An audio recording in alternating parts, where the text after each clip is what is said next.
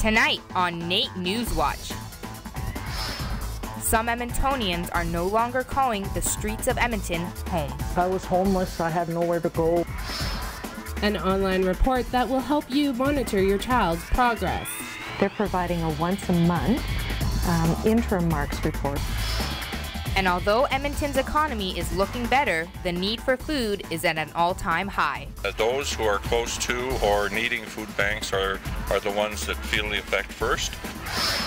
NAIT NewsWatch starts now. Good evening. A new report shows that city is making strides in its fight against homelessness. The 2010 homeless count indicates that the number of homeless people in Edmonton is dropping. Our Ryan Flaherty joins us live from our news center with more on that story. Homeless advocates are claiming a small victory this week as new figures show that the city's homeless population is on the decline. The story is a familiar one. I was homeless, I had nowhere to go, and I was staying at the shelter at the Hope Mission, the women's side. But for Louise Huppy, the story has taken a happy turn. Home Base is a 26-unit supportive housing facility run by the Edmonton Inner City Housing Society. For Huppy, living at Home Base has given her the stability to deal with many of the issues that led her to be homeless in the first place. I went through a lot after my father had passed away. That was June of '08. I just couldn't deal with his passing. According to a report released on Monday, Huppy is one of an increasing number of Edmontonians who are finding their way off the streets and into more stable housing. The 2010 Edmonton housing count revealed a decline in the city's homeless population for the first time ever. A total of 2,421 homeless were identified during the 2010 count, compared to 3,079 in 2008, a 21% decrease. The numbers point to a renewed emphasis by both the provincial and municipal governments to end homelessness within the next decade. It really is nice to see that Edmonton and Edmontonians have come to begin to solve a problem as a team. However, some of the city's homeless say they have a hard time believing the stats. A lot of the people I know too hang out at that mall from morning till night, and they're still sleeping in tents. While the Homeward Trust stands by the count, its director is quick to point out that there is still plenty of work to be done. I'm not surprised that the numbers got down because of the success of the last 18 months, but it's so important that we remember that that number is still really high. According to McGee, more than 1,000 homeless people have been housed in the past year and a half. People like Louise Huppy, who counts herself among the fortunate. The 2010 count is the first data on homelessness in Edmonton since the city and the province unveiled their 10-year plan to end the problem. The next count will take place in 2012. Ryan, how was the survey conducted? Well, volunteers walked areas of the city where homeless people are known to gather, and they also visited homeless-related agencies such as food banks, crisis centers, and bottle depots. The count also included the number of people staying at shelters such as the Hope Mission. What will be done with the information released in the report? The data will be used to determine exactly what has been done right and what needs to improve in order for the numbers to drop even further by the next count. Thanks, Ryan. That's Ryan Flaherty reporting live from our news center tonight. You're watching NAIT NewsWatch.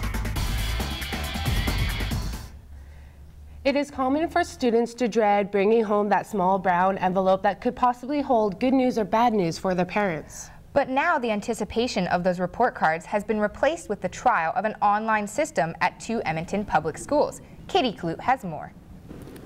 Thank you. Here at Esther Starkman's school, a new process has started to help parents become more involved and monitor their children's educational progress.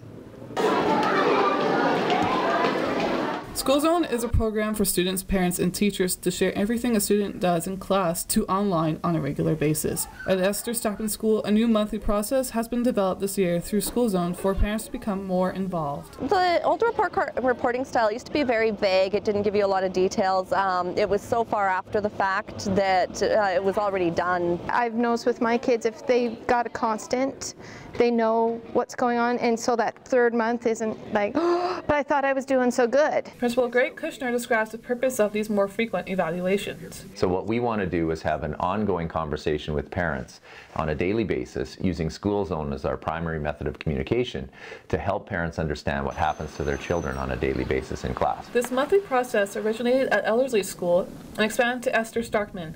They are currently the only Edmonton public schools undertaking this new strategy. Instead of providing 3 progress reports a year, they're providing a once-a-month interim marks report or a marks report. With the monthly progress report underway, school administrators hope the School Zone program will help the three-way communication between teachers, parents, and students help the students' future. Katie Clute, NAIT NewsWatch. Thanks, Katie. The school plans to test the monthly online progress reports for the 2 years. What you pay attention to while driving may now have a consequence. The Alberta government passed Bill 16, which restricts drivers from doing anything but driving behind the wheel. This includes things like texting, talking on the phone, personal grooming, and eating. If caught, drivers face a fine starting at $172. The law is expected to be put into place summer of 2011. This week, Canadians took a day to remember those who've been affected by traffic collisions. On November 17th, Canadians were asked to remember those killed or seriously injured in traffic collisions and to make a commitment to become a safer and better driver. Nearly 200,000 people are injured, while 2,800 Canadians are killed each year from road collisions. That's the equivalent of a 9/11 every year just related to traffic collisions. It's quite an incredible number. Alberta's fatalities have dropped 23% since 2007, but there are still things you can do to improve traffic safety. Slow down, wear your seatbelt, don't drink and drive, take precaution at intersections, and avoid distractions while driving. With the help of more than 60 officers and over 100 witnesses, Edmonton Police Services wrapped up one of their biggest homicide investigations this past week. And we have laid a total of 12 charges against 6 males ranging in ages from 16 to 21 years. Jesse Lee James and Emmanuel Amoa were both killed last September due to what police say may be gang and drug related. The size and scope of the investigation was unprecedented in EPS history. The amount of resources we have directed at these 2 homicides investigations was remarkable. All of the men charged appeared in the court this past Monday and have future court appearances within the next month. The recession is over for Canada. EEDC held a forum to discuss the direction our economy is going. The oil sands remains the critical driver of the economy, and employment is starting to rebound. Companies like PCL Construction have seen increases in contracts this year to $5.5 billion and is still rising. 2011 prospects show us back up over $6 billion in new contracts in 2011. The economy still has serious issue with underfunded pension funds and customers spending cautiously, but those panelists are more optimistic of our economy than a year ago.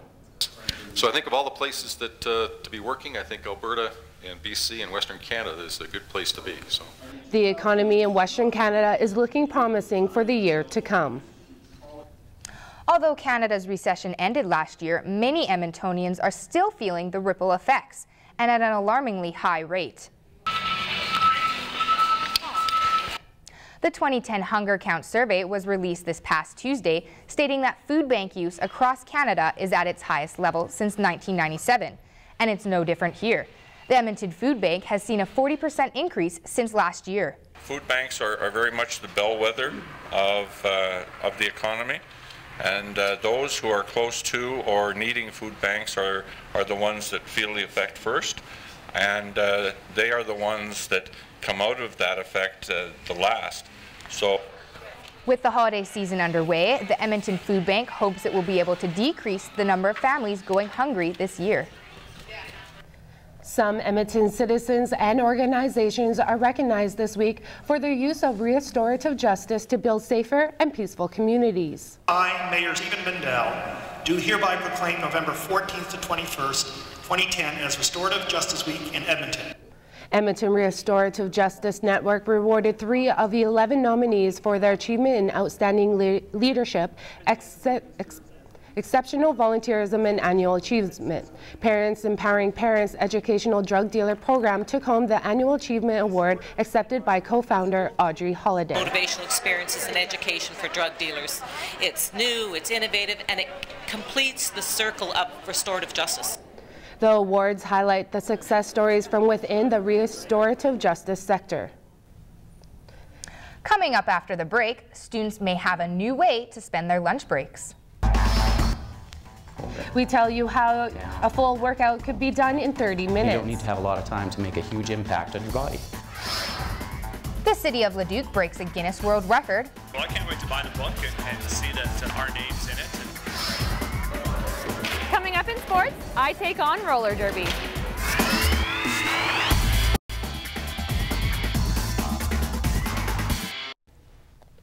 Alberta students and graduates have been given the opportunity to rate their post-secondary experience. And they're giving it an A+. 10 out of 10, I guess. Yeah. The Graduate Outcomes Survey, which is held every 2 years, shows that Alberta students and grads are satisfied with their overall experience at a post-secondary school. Oh, it's been awesome. Just the classes, especially classroom size at NAIT and stuff like that. It's just been fun. Meet cool people too. The survey got feedback from all of the Alberta's post-secondary institutes and shows that 9 out of 10 students and grads feel that they have a quality education. Well, Kirsten, this week has been crazy. We started off very sunny and warm, and by the end of it, we had a dump of snow. I know. I literally went and bought myself a winter coat the day before it snowed. You are lucky. Nicole de Champlain joins us with weather. Well, I'm sure glad you got your winter jacket, Kirsten, because it's pretty cold out here right now. You're going to need that this upcoming week. Let's take a look at the forecast. In Calgary, they have a little chance of flurries. A high of -14 and a low of -23, so it's going to be pretty cold there. In Jasper, it's a high of -17, a low of -31, a slight chance of snow, and they're going to be seeing some cloudy periods there. Fort McMurray, they're expecting a high of -16, a low of -20, no chance of snow there, mainly sunny. Here in Edmonton, we have a high of -16, a low of -21, so we better plug in our cars here. Slight chance of snow and some cloudy periods. The average low for this time of year is -11 and a high of -2, which I wish we were seeing right now. The record low is -33, so we have to be thankful that it's not that cold right now, and a record high of 19. We can only wish it was that high. Weather for NAIT NewsWatch is sponsored by NR92. Well, I'm pretty jealous of all of you at home right now on your cozy couches, but I mean, we live in Alberta and there's lots to do now that it's snowed. I will make sure that I bundle up next week. Get out your Snuggie, eh? No time to work out is one of the top excuses students use to avoid exercising. But a lot of effective exercises can be done in a short amount of time. Linda Huang has more.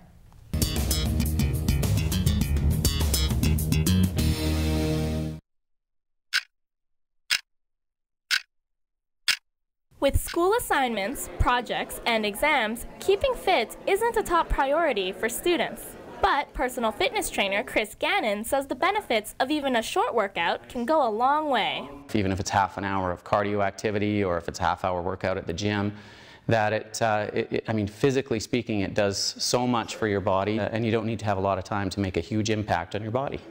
Tyler Landstad works out in between school and work and says it's important for students to find time to get fit. It's important because I think it gives you lots of energy and more brain power to do more studying and learning. Gannon suggests students vary routines between cardio and strength.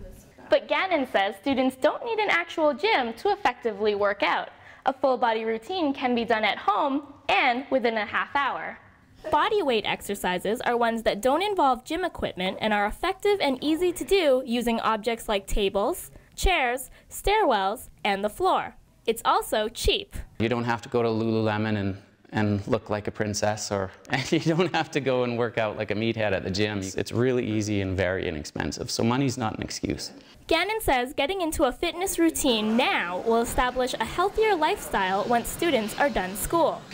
Linda Huang, NAIT NewsWatch. We're joined now with Kelsey Nichols for our sports. So Kelsey, I heard you were in my hometown of Leduc this past week. I was there bright and early. And you got a chance to see how Edmonton's preparing for the Grey Cup. I did. Both those stories and more coming up in sports.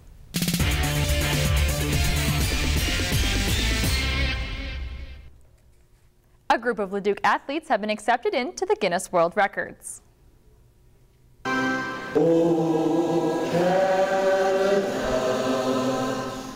26 players participated in the world's longest soccer game back in May of this year. Their hard work and dedication was recognized at a breakfast this past week in Leduc. Olympic silver medalist Cheryl Bernard was the guest speaker at this event and talked about dedication for your sport. 30 hours, that's incredible. I thought 3 hours on the curling ice was a long time to be stuck out there.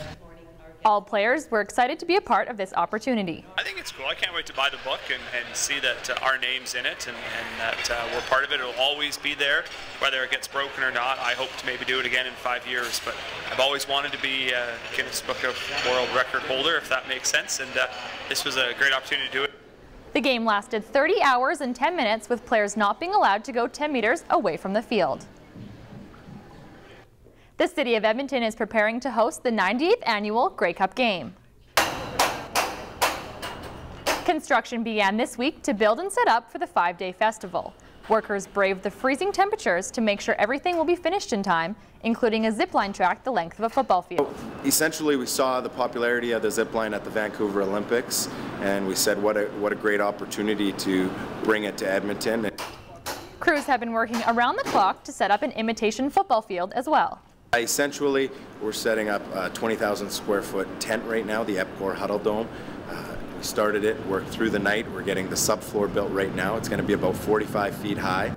Churchill Square will be renamed Huddletown throughout the festival. Hot to Huddle takes place from Wednesday until Grey Cup Sunday.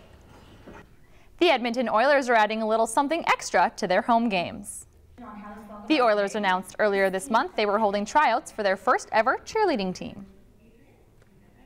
It was all about constantly adding to the atmosphere in the building, the environment in the building, just the thought that perhaps we would add a little more spice to the game. Cheerleaders will not only be performing during home games, but will be ambassadors for the team within our community.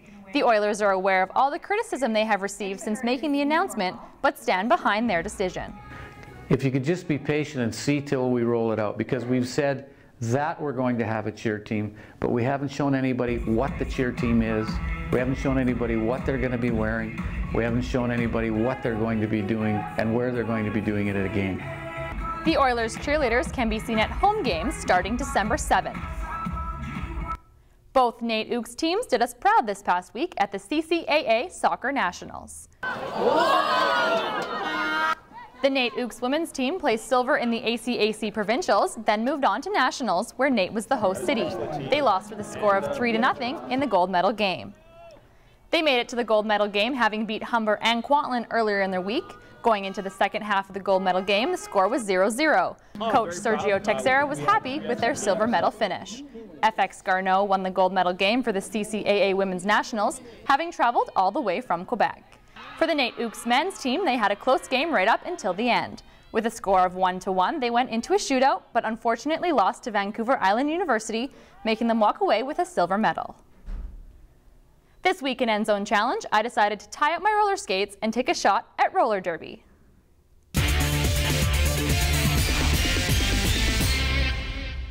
Before I could step out on the track, I had to get the proper roller derby gear. It is mandatory for all team members to wear a helmet, wrist guards, knee pads, and elbow pads. I then had to sign my life away.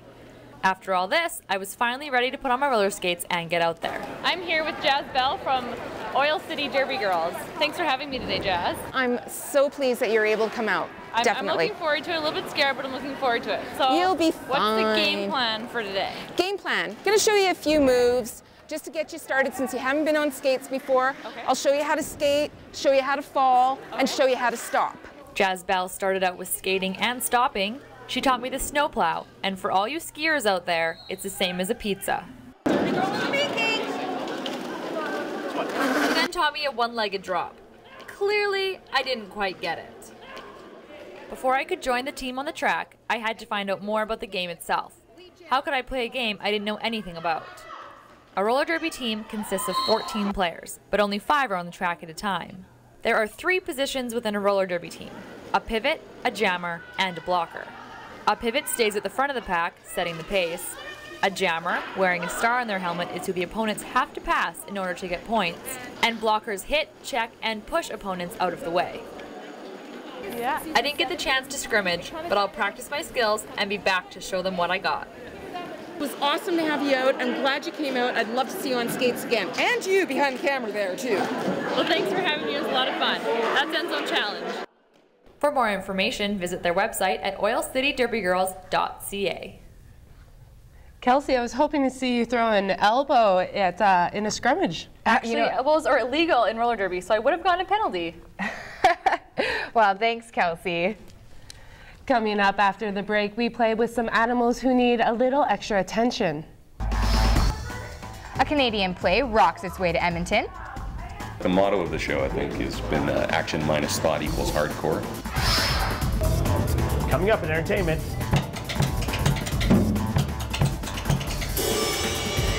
I'm at Open Jam at Haven Social Club.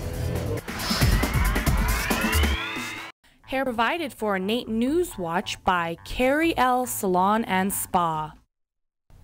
The Edmonton Humane Society houses dozens of animals looking for a home. This week, Ashley and I decided to cuddle up to some of their cute and cuddly residents that may just steal your heart.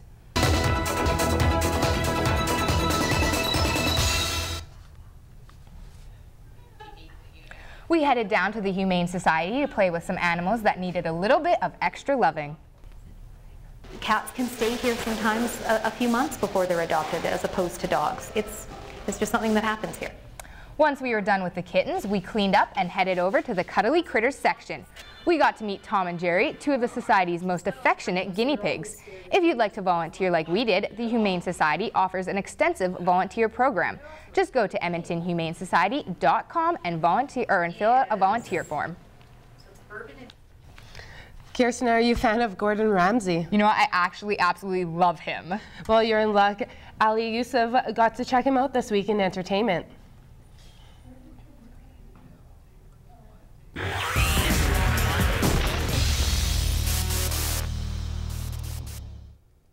A popular novel turned mockumentary Hardcore Logo Live is now adapted for theater, and the show is kicking up this week at the Roxy Theater. Back off, Billy. Looks like your daughter's license revoked. Oh, fantastic. What are you going to do now?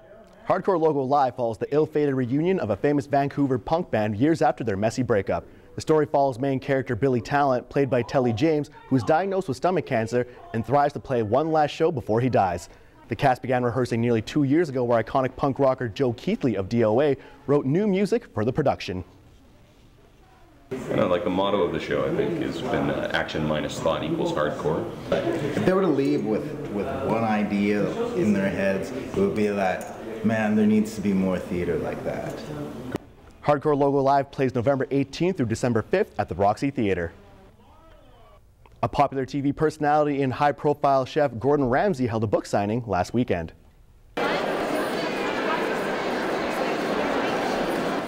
Chapters was excited to bring Gordon Ramsay to appear for a book signing event on the HMV stage at West Edmonton Mall last Saturday. Ramsay was promoting his new book titled World Kitchen and meeting a couple of the fans at the same time. Fans were delighted to meet the high profile while grabbing his new book. World Kitchen basically is Gordon Ramsay giving his take on a lot of traditional world recipes. So something that's more native to a particular country, he'll give that and just put his own flavor into it. So it's unique to him, but with a different perspective, a more international approach to cooking. While Ramsay is notorious for his high-tempered manners, he was happy to get to know a couple of fans a little better. They don't have a fan base like a Hollywood celebrity, but some local musicians got the cheers they deserved this past Wednesday.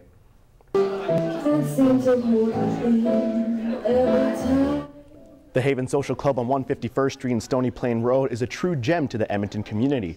On Wednesday nights, they hold an open jam session where anyone kicking around can go up and entertain the crowd.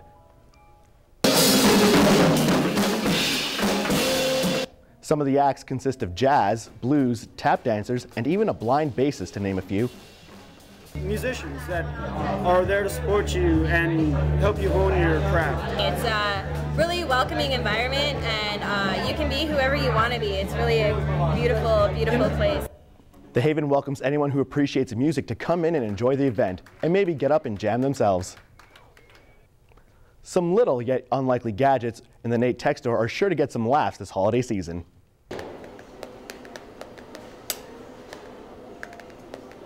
Not only does the NAIT Tech Store carry useful appliances, they also sell some pass-the-time accessories that'll make the workplace more fun. There's a small roll-up drum kit, a mini fridge, a coffee cup warmer, and even a missile launcher that shoots foam darts.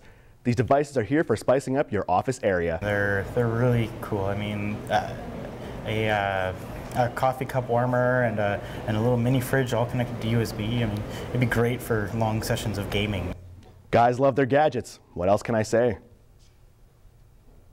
The wait is over. Harry Potter and the Deathly Hallows Part 1 has come to theaters this past Friday. The movie will surely be in a blockbuster event that will have audiences at the edge of their seats. These are dark times, there is no denying. Warner Brothers is proud to present the last chapter in the Harry Potter franchise. Harry, Hermione, and Ron are back to face off with the evil Lord Voldemort. Voldemort has come to full reign over the Ministry of Magic after Dumbledore's death. The trio vow to not return to school, and they find themselves on another quest to find and destroy the last remaining Horcruxes. I must be the one to kill Harry Potter. As they search for the Horcruxes, the trio learn details about Dumbledore's past as well as Snape's true motives. The Deathly Hallows will sure to bring excitement and plot twists for the viewers. Well, that is unless you haven't read the books. Many of the sub-characters are back, including Mad-Eye Moody, the Weasley family, and Dobby, the house elf. I think I don't know how this feels! You don't know how it feels! Your parents are dead! You have no family! With an impressive blend of story, special effects, and character development, Harry Potter and the Deathly Hallows Part 1 will be a sure winner with the critics as well as at the box office. I got him! Help me!